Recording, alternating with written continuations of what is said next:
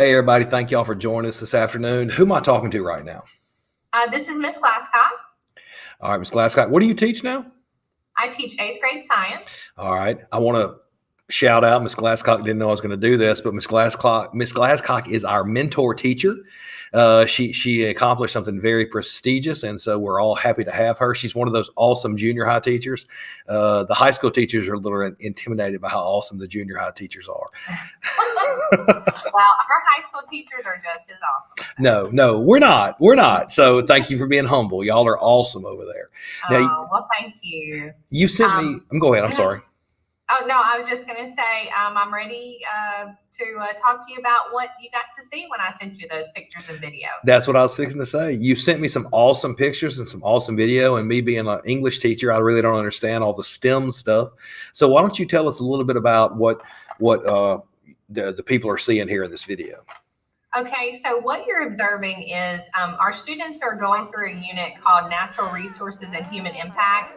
And part of that is to understand our impact on the oceans and what happens when we fish for certain organisms. And so our students are learning lots of different skills with this. They're learning vocabulary, terms like fisheries and bycatch.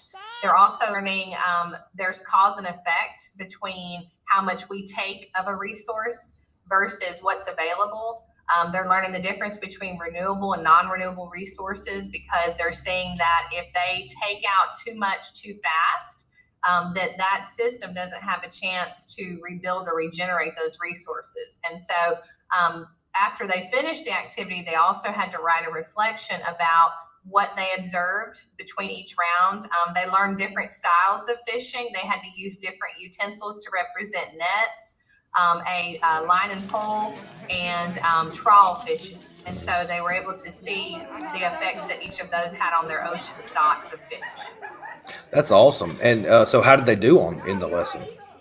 Well, they were given a table that they had to fill out, and then every round they would go through, and they had 20 seconds to collect as many of their fish that they could. And they had anything from clams to shrimp to lobster to tilapia. There were a wide array of organisms, but there were also some organisms that they didn't want, such as blue whales and dolphins. And so they had to be able to identify what represented their bycatch, which is our organisms that we don't want to harvest from the sea, versus our target fish, which are the organisms we do want.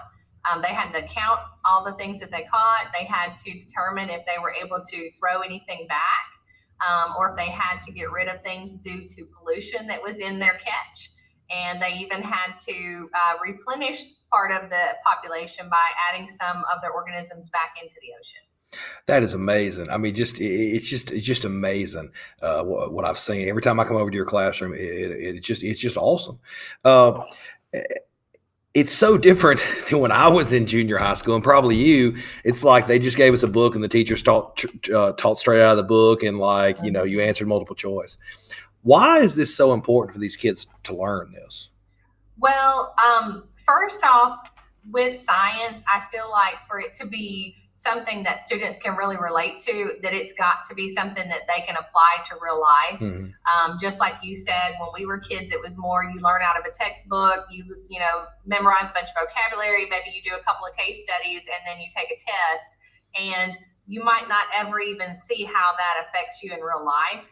And so the way that we want to teach our junior high here at Lakeside is what are some impacts that we actually have on our world through science. And so making lessons real to them through hands-on activities, and anytime we can get into the lab, we try to, now I didn't have the resources to actually set up a huge pond for them to fish out of. And so we use a model to represent that. And so that's one of the things that we use a lot in our STEM teaching is we model a lot of things.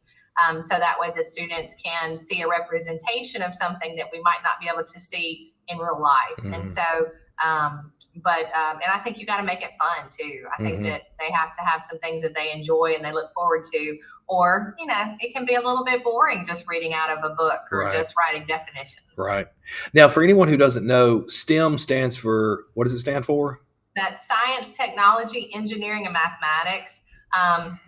And you'll even now hear some have integrated art into that, and so they call it STEAM. Oh. And so STEM and STEAM are very close. You just add the art factor into it for the STEAM. STEAM, it's so important with the way the world is going. America, we want to push that, and especially for young girls. It seems like in the past, they've been directed more towards like the liberal arts type area, but now there's this really big push to get more females into STEM fields. And yes. You want to elaborate on that any? Is there anything you can say about that? Oh, I mean, just to see the amount of females that are now interested in things like engineering, electronics, it's very different from what it was just maybe 20, 30 years ago, because those were typically male dominated types of positions, and they're still very male heavy, but you're seeing a lot more females that are interested in those kinds of things because the great thing with engineering, you figure things out. So maybe if you're not as physically strong as somebody, then you build something that you can compensate for with that. And so to know that women can do things like that, it's amazing. And I know that it does me good when I hear the girls, get excited about an activity and have questions that are more math and science related, because you see a lot more of the English and history and those types of subjects kind of, put upon and elementary teachers, we see a lot of females with that. And so it makes me proud that we've got so many girl science teachers here at Lakeside. Miss Glasscock again, and I'm not blowing smoke. I'm serious. I'm just amazed. Every time I come over to see you, I'm amazed. You are an awesome teacher, and what you're doing over there with those kids it's great. And thank you. Anything else you wanted to say to me? No, not that I can think of, but you guys are always welcome. My classroom is an open door policy. Well, it's a Tuesday, but what other day is it? Oh, it's a great day. Thank you, Ms. Glasscock.